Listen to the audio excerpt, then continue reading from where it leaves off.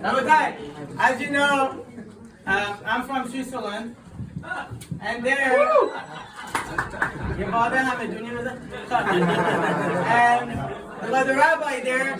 His name was Rabbi Yosef Haim. He was the chief rabbi. And by the way, guys, it's like my classes. Everyone turn off your phones. Anyway, so he was the chief rabbi of France. His name was Rabbi Yosef Haim. He was from Tunisia. He was a rabbi for 20 years. People loved him. Chief rabbi of 500,000 people. So on day one, he was a rabbi from Marseille. Sorry, Tunisian. Marseille, you know Marseille? Anyone knows Marseille? South of France. So on day one he came and he sees Daniel. So on day one he comes, he sees the ladies are sitting next to the men with a question about mechitza.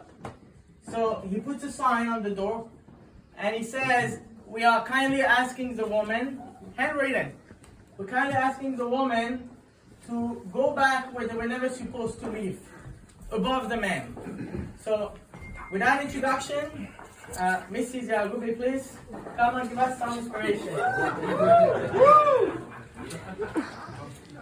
thought you were going to say go back to where they were never supposed to leave the kitchen. Okay.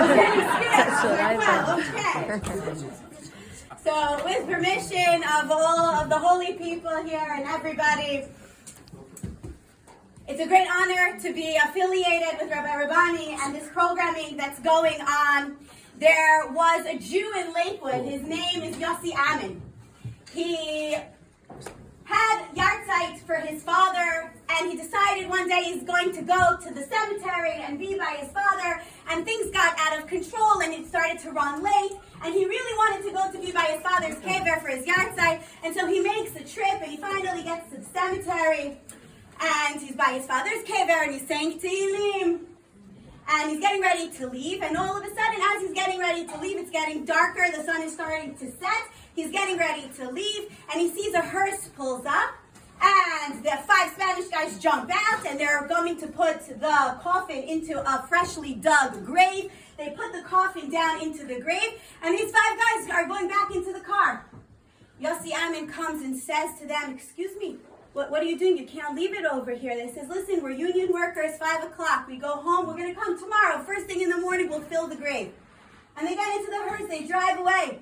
He sees there's a coffin, and it's not being buried. What's going to be?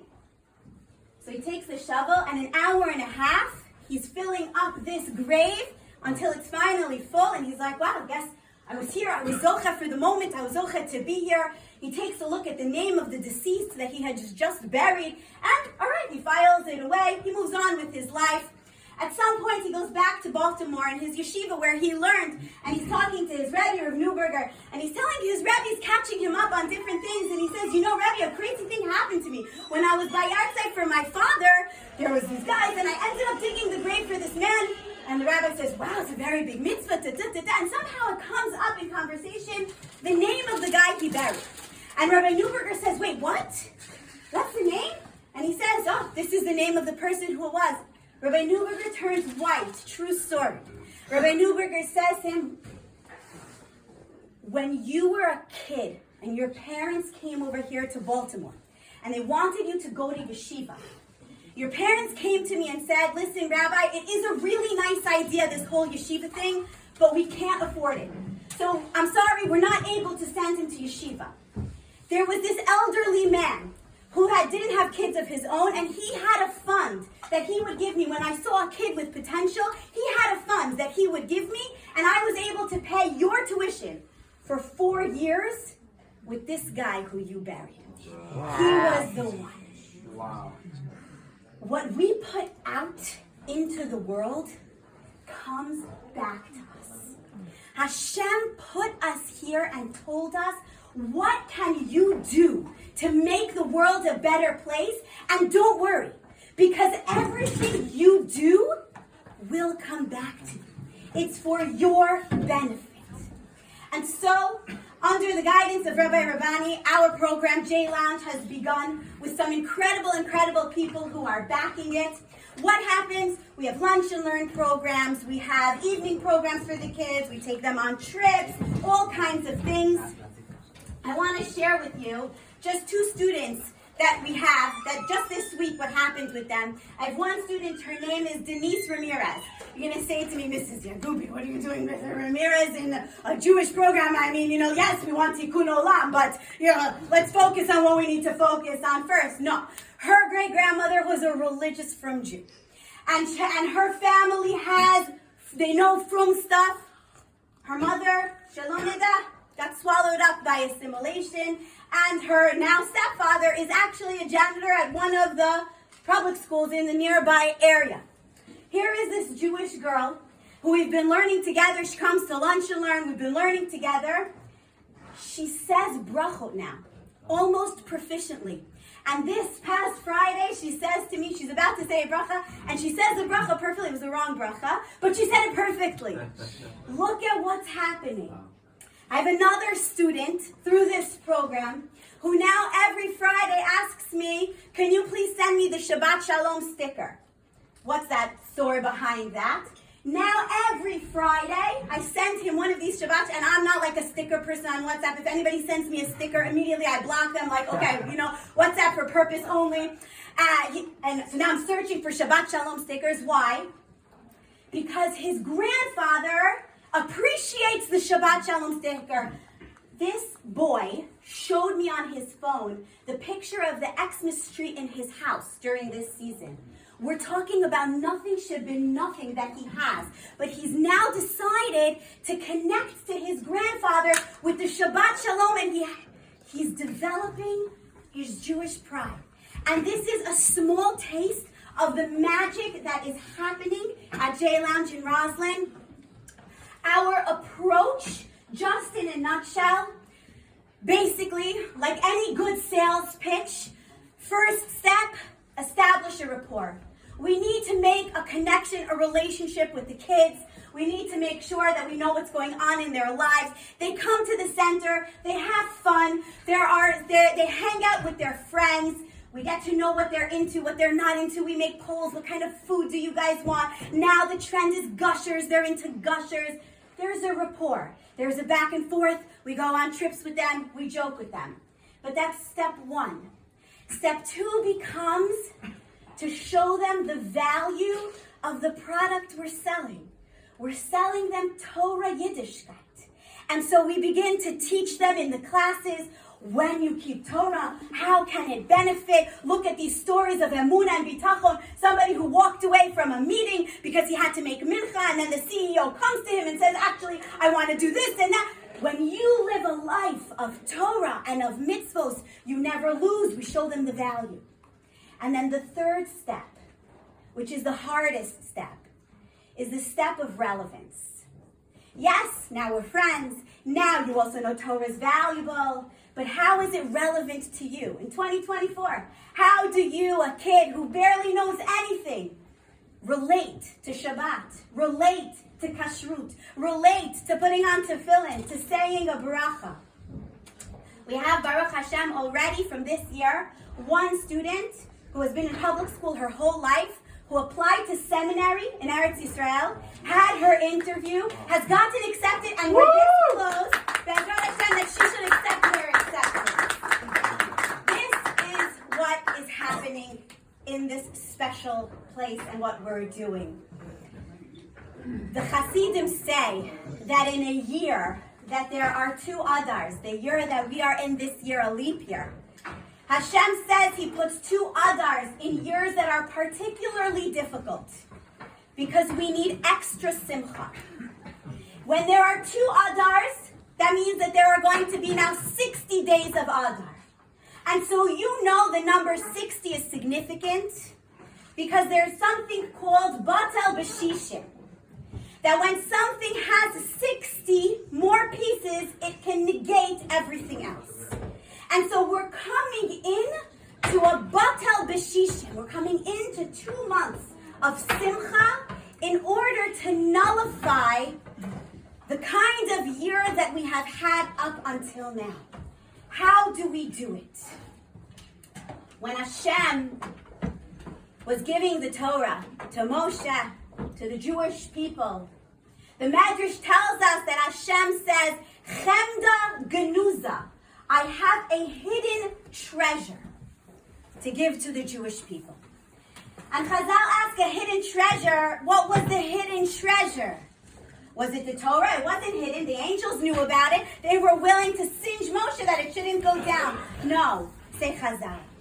When Hashem was giving the Torah, and he said, I have a chemda genuza, a hidden treasure, you know what he was telling us?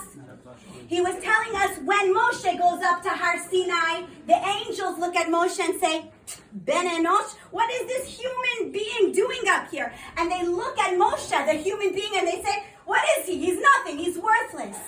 Moshe Rabbeinu comes down from Har Sinai, and what does he hear? The murmurings of all of the people. Look, he's taking our taxes. Look how fat he's getting from our money. This Moshe, you brought us out to the desert for what?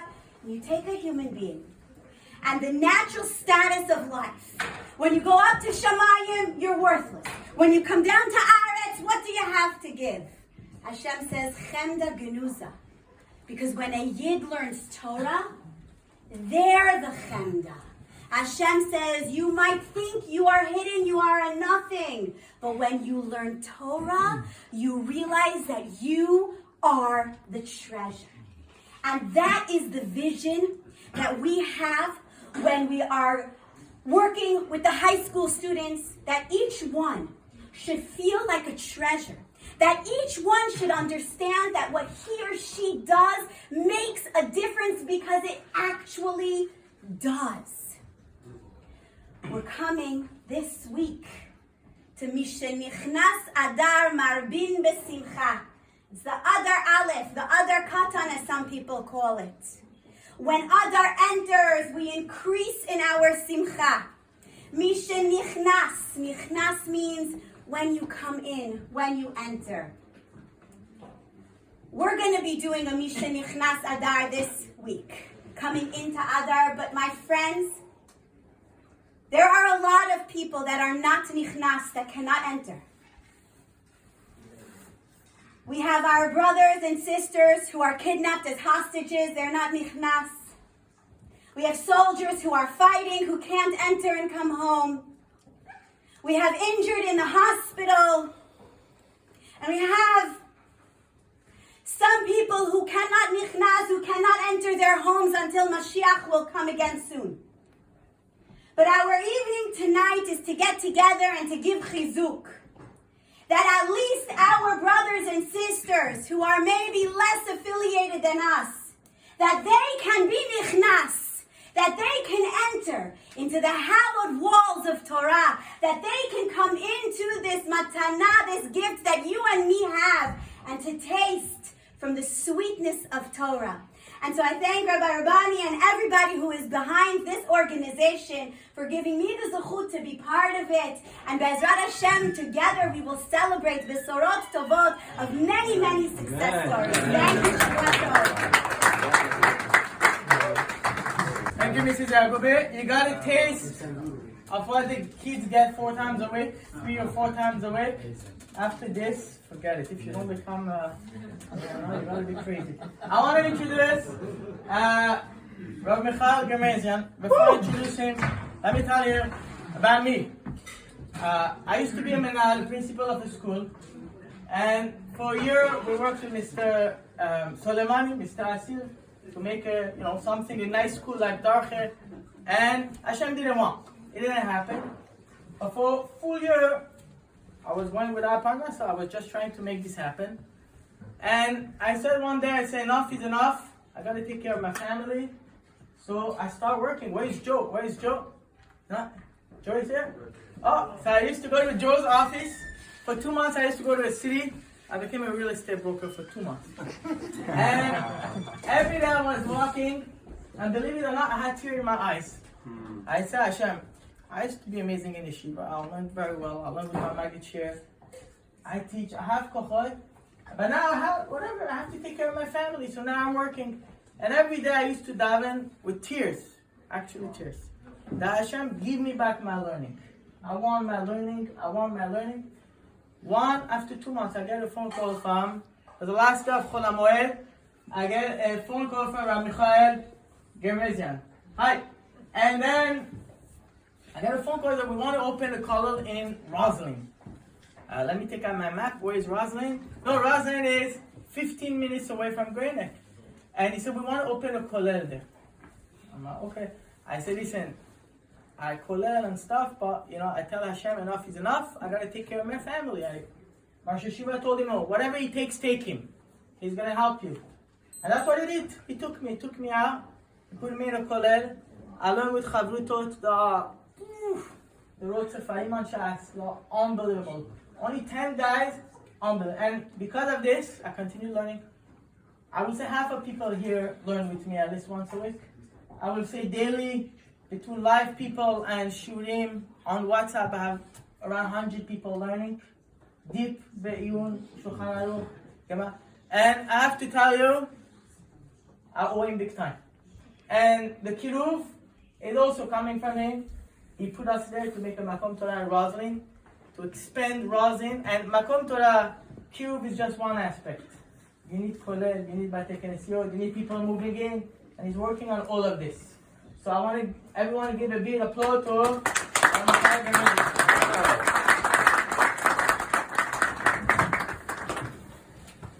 It's a big zechut. Really, we got to Roslyn because my mother's family, Hakakian family, is from Roslyn. I remember visiting the Roslyn community. That's where it all started. And when we were looking for Avrechim for the Kollel, I remember we were searching high and far for Avrechim. And I remember visiting or talking to Chacham Yosef from there, and Rabbi Yosef Chaim's name came up, and he told me, grab him. If you could get him, he is the best person you could possibly get for the Kollel and everything you ever want to do. He is number one. It's a big zechut that we actually got him to come to the Kollel. It's not only you learn with him there, but you have to realize, I talk to the Avrechim in the Kollel, they say, he's keeping us on our toes in the Kollel. He's, Baruch Hashem, K'nai Nara. As my uncle says, he's one of the brightest, smartest people he's met. It's a very big zechut that we have him along with us. And you have to realize that he is giving his life for this. I spoke to him, I said, Rabbi Haim, we have the Kollel, but we know we have to reach out to the community as well. And Roslyn Public High School and other things we started with, Rabbi Levi Chaim we started, but then he got heavily involved. I honestly, I don't know how he does what he does. He gives us, I don't know if you're, only Miktat Shvacho, only spoke a little bit about the good things of the person in front of him. He gives a shiur before Shachrit in Greitneck. He drives to Roslyn, he davens in Shachrit over there. He gives a class in Farsi in Roslyn, group 10 people growing. He learns in the Kollel 2 Sedarim. Then you think, okay, fine, you had enough. No, he goes home and he gives another class Be'iyun for boys at night. So you have to take time, relax a little bit. Shabbat, time. Shabbat Kodesh is Menucha, Yom Menucha, right? Rest? No, he doesn't rest. He has classes on Shabbat. Hours and classes. I said, Yosef Chaim, what? Now you have to realize, this is all nothing to do with the Kiruv that we're about to see. Somehow, he is running the whole Kiruv program happening in Roslyn, public high schools, calling, going to this place, raising money. It's unbelievable. I'm telling you, absolutely, it's mind-boggling what he's doing. It's unbelievable. It's a big zechut.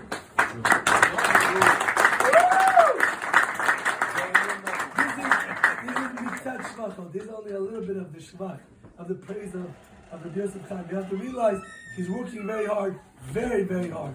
He took upon himself this responsibility of helping the children. One time I was talking to him just to realize how he feels and how important it is to him.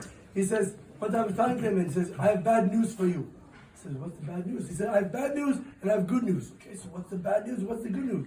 The bad news is, one of the people who was supporting us very nicely, he said, I have to stop supporting someone in Israel, needs my money, I have to send my money to Israel. He was very upset about it. Then he said, you know what the good news is?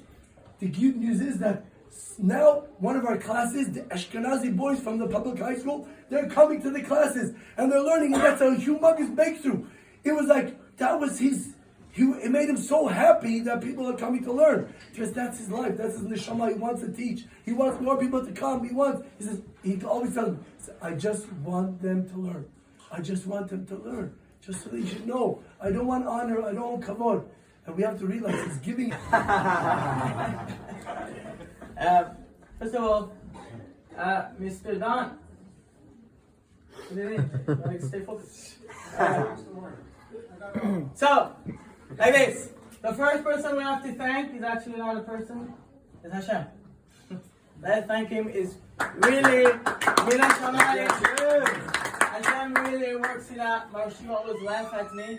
He looks at me. He laughs. He's like, ha ha. Hashem brought a guy from Switzerland to help the person. They always tell me this. And he laughs. Hashem has these funny ways. Okay, but it works out. It works out. So first we want to thank Hashem. פותחים בכבוד האכסניה, Mr. Asil, we want to thank you. Mr. Asil, you did the Shuvah in your 40s, correct? Mid-40s? I would say? Mid-40s. And I don't think I know anyone that's as passionate as Mr. Asil when it comes to Kiruv. Okay, why? Because he got it. Hashem helped him, redirected him in his life, and he wants that for everybody. First time I went, I showed him the program, and I was hoping, I don't have to do all of this. I could just sit and learn, and it will work out. And he told me, Rabbi, you have to go fundraise. Why are you not going fundraising? So I told him, what do you think I'm doing right now?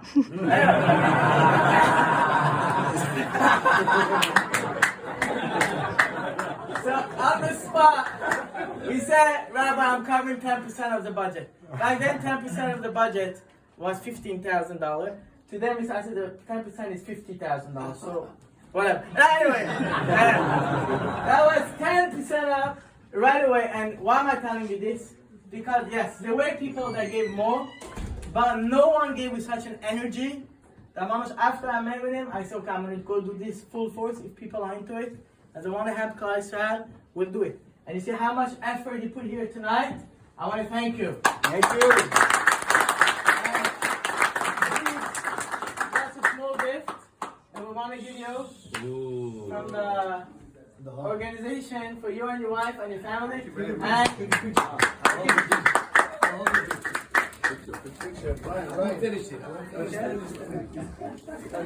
Why not? Okay. Thank you. Number 2, and you'll see, mark my words, the son, Mr. Asil's son, with the help of his wife, are going to become great chachamim. Together with my kids in school, you'll see. Watch and see. Number 2, I have to thank the Ghermezian family. The first guy that I met 2 guys in the Ghermezian family first. And sorry, Don, wasn't you. Where's Sid? You met the Holy One. Where's Sid? Where's? He was here. Guys, could you put your phone on? Sid and Raphael. Raphael is his uncle. The man wakes up at 3 a.m. and learns. For how many? 3-4 hours. And I met all of his sons, almost. The one that I call it. Unbelievable. Deep, the learning Shulchan Aruch, deep. Unbelievable. The guy is very wise, very smart man. And right away they said we're going to start helping. First I was supposed to meet with Don. Mina Shammai Baruch Hashem, he flew away. And then I met with Sid and his uncle. The morning I get there, he's not here. I said, Baruch Hashem, we got Sid and Raphael. They say yes. Then we said we want to expand a second time. They say yes. Then I had some issues, emergency. Then he stepped up a third time in a year and a half. Done. So we want to thank them from the bottom of our heart.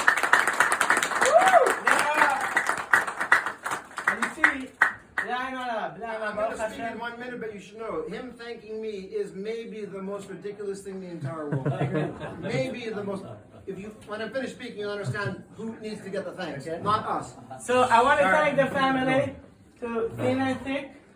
They helped and they care about the community through Rav Michoel, through his entire family. And we want to give this gift, Mr. Farmer, as Yom HaShaliach. The gift behind you to the representative of the Ghermezian family. Thank you. Finally. Oh my God, he gave a gift. 2 minutes. For you? I'm going to talk about this too. Rabbi. Finally. Unbelievable. Where's Jackie Barzide? Rabbi Yaakov Barzide. Rabbi Yaakov Barzide was extremely, first of all, half of this room, whoever is religious, come from Jackie Barzil. Okay? You tell me whatever you want. 20 years ago, he was a pioneer, a Kiruv in the entire Persian community. So we owe him big time, big time. I owe him for my life. Half the people that say, Sasha, you could, testify. Half of the people here that are religious to Kiruv is thanks to Mr. Rabbi Yaakov Barzil. So last year, he took us to Mr. Wolfson. We tried to get him here, didn't happen. But we went to him with Mr. President, Mr. Michoel, are you? We went there. Are you Balabait? Are you coming? You're it. So we went there. Jackie gave me the address. Listen to this is interesting. I parked there. I think I'm on my phone. I call back, Jackie, are you sure this is your address? Jackie told me that he gives between $50 to $100 million in Kiruv yearly. Okay? This is the biggest man in Kiruv in the entire world. Impact France, South America, South Africa. Right? 50 million? Alright. I park. The house was maybe worth $1.5 million or whatever. I called Jackie. I'm like, are you sure this is the address? Right next to Shah Yosef. I look at the cars. This is my car. This looks like my car. Are you sure? Now come in. We went in. Simple man. Dress. Simple. House. Simple. Anav. Humble. Like you never seen before. Humble man. And we sat. We talked. We showed him what we were doing. He said, okay. And then I asked him. I said, what? Now, there's the guys that come, give the check, have a good day, see you next year, hopefully not. And then there is the guys. This guy is half of his time is dedicated to Kiruv. You understand? He gets people coming to him, people that work for him, and he does Kiruv. So I asked him, Mr. Kalati, Mrs. Kalati, hi. So I asked him why you do this? Why are you living?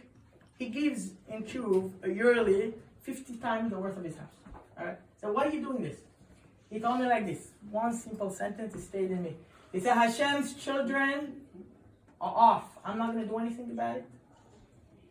That was it. That was one sentence from Nae Doresh, Nae Mekayem. He put all of his money. He stayed where after 120, you'll see his olam haba. I believe there is Gedolei Hador, 100%.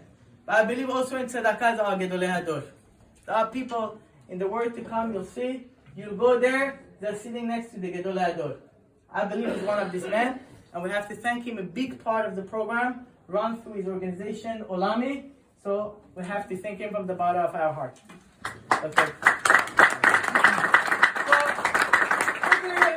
I'm going to try to keep it short and funny as you requested. Okay. So first of all, I want to talk a little bit about Kiruv. What does it mean? Not from my boich, from my stomach, and what I believe and what I think. I'll tell you what the Gemara says, what the Zohar says, and what the Midrashim says. The Gemara says, Kol HaMelamed Ben Am Haaretz. Even if a person teaches son of an unlearned person. Okay?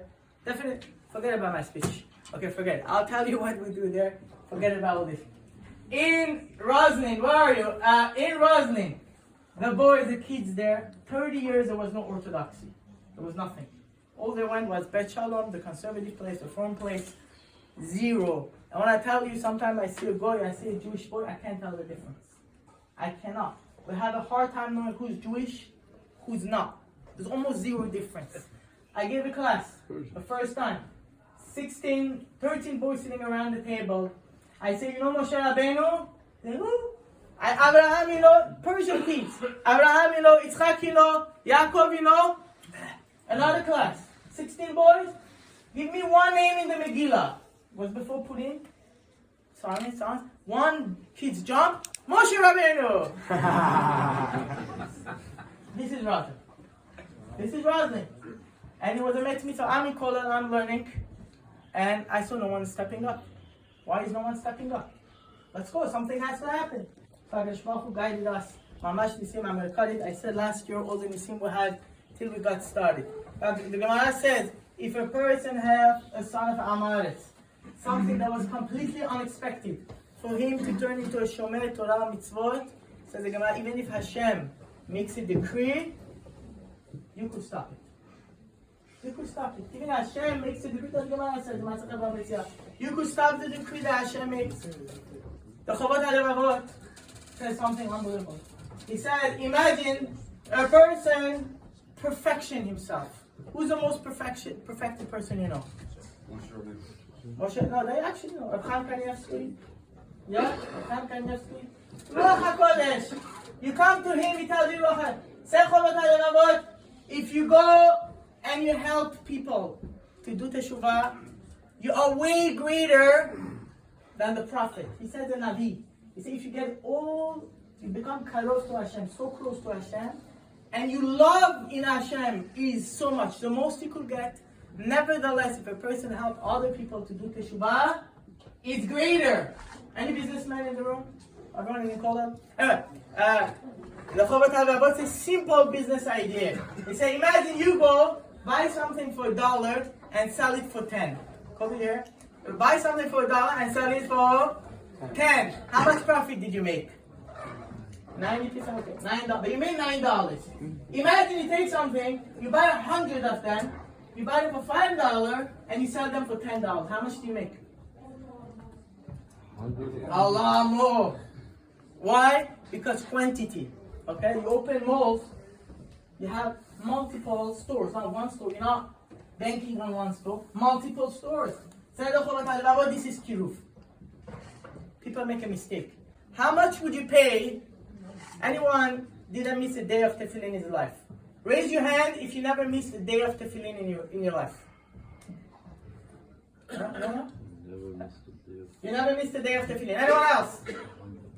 One day. Okay. How much would you pay? How much would you pay today? Okay. If you have one day, you 1 minute before Shkia, and how much would you pay to put that pair of tefillin? Give me a price. Come on. 50 grand. 50 grand. What do you say? 55. What would you say? You know what he said? He said everything, and halachically is wrong, but it was to the third of your asset. From mitzvah I said, third. But you would pay more. Why? Well, I'm going to go a day without the feeling. So let me ask you a question. How much would you pay for someone else in public school to wear the feeling? $100, $126, right? Just for you not to bother me. Why? Because that's me. I'm doing a mitzvah, and that's him. He's doing the mitzvah. Say all the mefashim. Rabbi Salah, there's a pasuk in Daniel. Forget about mefashim. It says you're completely wrong. When a kid wear a tefillin because of you, his mitzvah is way greater than when you wear the tefillin. Way greater. So how is it that you're ready to pay $50K to wear your tefillin, but for this kid, you're ready to pay $100? Because we don't realize. We don't get it. We don't get it. If you will have the proper eyes, you will understand. One time, my father, I know he said keep it short, but it's good. So, my father, this is interesting. My father, Anav, he never had a fight with anyone. He never went to court with anyone, nothing. One time there was a Muslim, a guy, he was in the rug business. He made him a whole Marbulak, whatever you call this, doctor, how do you call this? Marmulak Bazi. He got fake witnesses to testify that he didn't pay his bill or whatever. I remember it was 6 months in my house, I was a kid. My father was never in pain. Always went with the flow, never complained. Those 6 months, I saw my father cry. He was bothering. He never went to court. I don't know what this guy's talking about.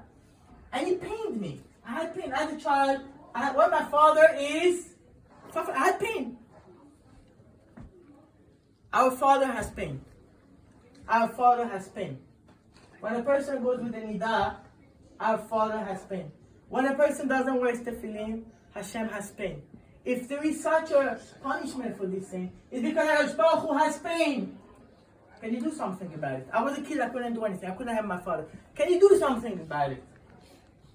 Rabbi, I'm not in Kiruv. I tell you something, I don't teach any class. Any class, zero class, myself.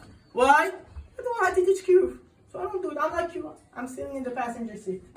But can we do something about it, Mr. CEO? So the answer is usually you can't. Most of the time you can't. Tonight you can. Tonight invest in the people that are doing it. The people that are doing it, and there will be your shaliach. You will have an equal part because your father is hurting. You could help your father. That's the way you have to look at it. If Baruch's children are hurting, you gotta feel it. You gotta hurt you. I want to tell you something. I'm gonna say exactly what we're doing so you understand. Did you ever get, Mr. Asil, did you ever get a kid that's in public school that has an unfiltered phone, that has access to anything and everything, including the prettiest woman on earth, with clothing, without clothing, you name it, and get him to come to a Torah class? How do you do this? I can't get people that are religious to come to a Torah class. Okay? How do you get a kid from public school to come? How do you do it? So if you're going to tell him, oh, we have the class, so we have basketball league run by Eitan and Ethan. Now, choices of restaurants, House of Soft, Crazy Meat, La Pizza, restaurant that would put you dinner to shame. Good dinner, plenty. We're not going cheap on anything. Trips to American Dream Mall, sponsored by, where is he? What are you doing? Come here. So, we have trips there. Okay, I agree. And that's how you get the kids, and it takes time. Baruch Hashem, I don't want to exaggerate in the number. I don't know, it fluctuates every week. You tell me if I'm wrong. I think in Roslyn, with the kids coming, we have, between Roslyn and Great Neck, we have 16 classes a week. Okay? Plus the league, now a class, sometimes a class is they come for a class for an hour, eat, and they chill on the couch and connect with the teachers. Another hour. Okay, that's a class. You understand? We have lunch and learn, where the kids come right from school without a store. They come and learn with the kids. Sometimes one-on-one, sometimes an entire class. We're covering Roslyn, we're covering Whitley. Where you're coming from? People come from Jericho and other places. We expanded this year to Great Neck. Why Great Neck? Great Neck has. Yes, whatever Great Neck had, we didn't touch. But what Great Neck did not have, which is young professional. Mr. Yaghoubi started with the ladies young professional. And everyone should pray that we should get Rabbi Barzideh for the male young professional this year. If we're not getting any money from Jackie this year, let's get that commitment from him. Okay? That's what we want this year. And so Bezat Hashem, you help us tonight. We'll help all the community as much as we can. Hashem give us kochot, strength, and we'll do it. And finally, I just want to thank the crew and the people of the staff members. So first of all, how do you find people in Kiruv? Most of the people in Kiruv, I'll be honest with you, my honest opinion, I don't think they're that great. Okay? If you're not doing so well in yeshiva, not doing so well in business, or whatever, so we have a right for you, it's called, you're good at sport, come, this is not the case here. I don't need to introduce Mrs. Yaghoubi. You all know about her. You heard she's a superstar of Kiruv. We took her, she said yes, she was inspired, she came. The other two are my own students, Eitan and Ethan. I spotted them. They didn't want to do the job, but that's when you know people are good. When you have to go to get them, not when they come to you, right? Is that right? You don't do business now. Is that right? But come here. How do you get the good people? You steal them. You don't go wait for them to come, they're never going to come. So we got Ethan. I want you to, Ethan, can you really stand up for a minute? So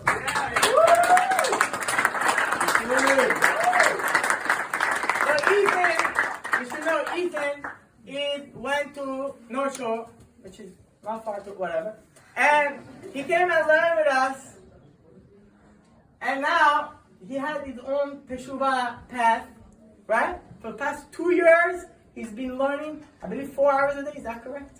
He stays up till 12 to learn solid. He's my smartest guy in Shiur. We have deep Shiur with him. He's the guy that teaches the kids. He relates to them, he's popular, he plays basketball, and the kids relate to him as a friend. And he's killing it. He got the Reform Ashkenazi guys done. My biggest problem right now is that the goyim are trying to come in the program. It's actually my problem. That's my big problem. Anyway, Eitan, who doesn't know Eitan Rabbani in the back? Eitan, how many hours are you learning in this? 6 hours? Eitan is a superstar. Everyone knows Eitan. At least half of people here know Eitan. Doing fantastic. So we didn't wait for the regular Kiruv people to come. We went and got the best crew, the best team. I wish we had more people that were here. I will tell you, I will present it to you. That being said, before the main event, Mr. Don Ghermezian speaks, I want to show you a slideshow of what's going on so you take a look for yourself. Mr. Arizal teaches us that if a child is far away, it's because his neshama is very high.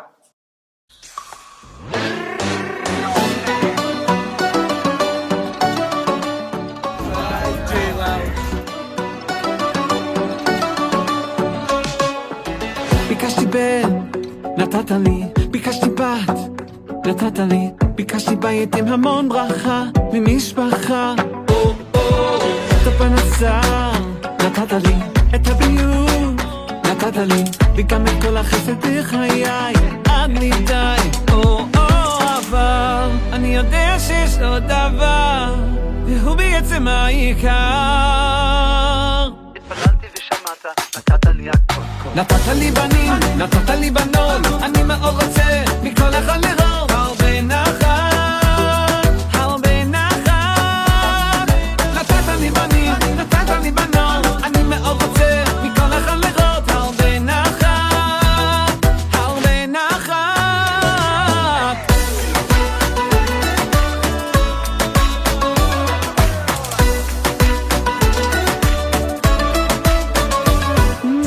ביקשתי בן, נתת לי, ביקשתי בת, נתת לי, ביקשתי בית עם המון ברכה, למשפחה, את הפרנסה, נתת לי, את הבריאות, נתת לי, וגם את כל החסד בחיי, עד בלי די, אבל אני יודע שיש עוד דבר, והוא בעצם העיקר. נתת לי בנים, נתת לי בנות, אני מאוד רוצה מכל אחד לראות הרבה נחת, הרבה נחת. נתת לי בנים, נתת לי בנות, אני מאוד רוצה מכל אחד לראות הרבה נחת, הרבה נחת. The highest neshamas are in the kilipot, are there to be grabbed for someone to come and pick them up.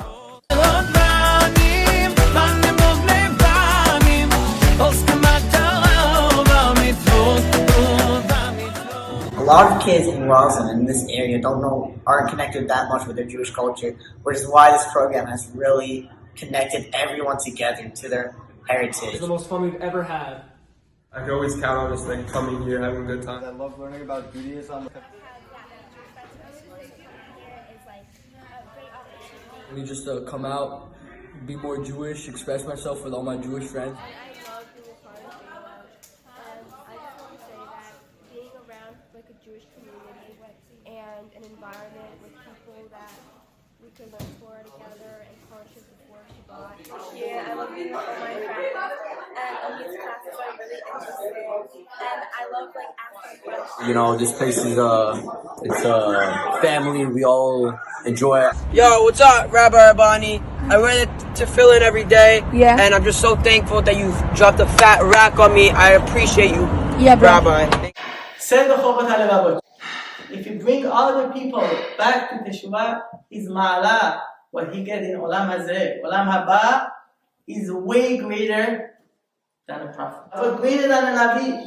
We outside, put on tefillin right now, you already know. That's on gang time.